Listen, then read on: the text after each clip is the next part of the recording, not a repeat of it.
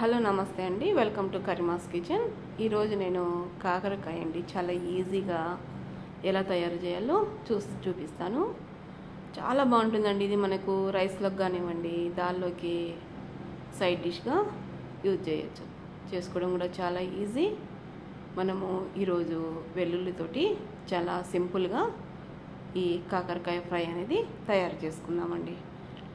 ఇందుకు గాను నేను ఇలాగా కాకరకాయలను చెక్కు తీయడం లేదండి. ఈరోజు తీయకుండానే చీలిక పెట్టేసి మనము డీప్ ఫ్రై చేసేసుకుందాం.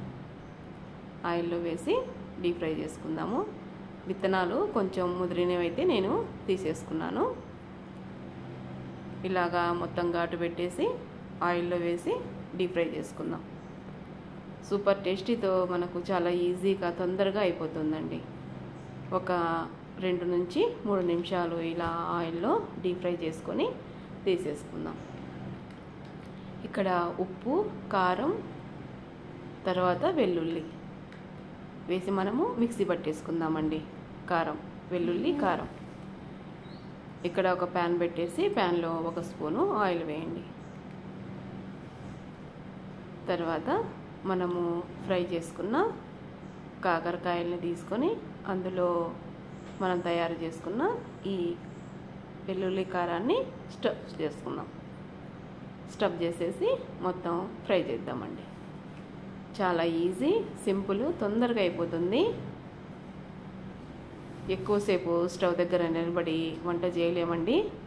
ఈ ఎండాకాలంలో త్వరగా అయిపోయే రెసిపీ అయితే బాగుంటుంది. అందుకే నేను ఇలా చేసి చూపిస్తున్నాను మీకు. సైడ్ డిష్గానే కాదండి, రైస్లో మనము నెయ్యి వేసుకొని కలుపుకొని తిన్నా చాలా బాగుంటుంది. ఒకసారి ట్రై చేయండి, మీకు చాలా బాగా నచ్చుతుంది. ఫస్ట్ టైం నా ఛానల్ చూసేవాళ్ళు please like, share and subscribe చేసుకోండి. నేను ఇలా ఈజీగా చాలా సింపుల్గా రెడీ అయ్యే రెసిపీ చేసి చూపిస్తానండి. చూసారు కదా, నేను స్టఫ్ చేశాను ఈ మసాలాను, వెల్లుల్లి మసాలా. తర్వాత ఆయిల్లో వేసుకున్నానండి. 1-2 నిమిషాలు వేయించేసుకుంటే మనకు రెడీ అయిపోతుంది. కొంచెంగా కరివేపాకును వేసుకోండి, మంచి వాసనతో చాలా బాగుంటుంది.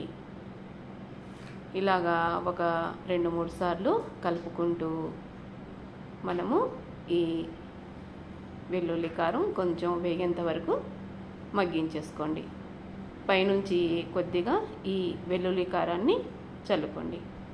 పైన కూడా బాగా ఈ కాకరకాయకి తగిలి ఈ కారం చాలా బాగుంటుందండి. ఒకసారి ట్రై చేస్తారు కదా, మీకు చాలా బాగా నచ్చిందని అనుకుంటున్నానండి. మళ్ళీ నేను ఒక మంచి రెసిపీతో మీ ముందుకు వస్తాను. మీకు నచ్చితే please like, share and subscribe చేసుకోండి. Thank you for watching. Bye అండి.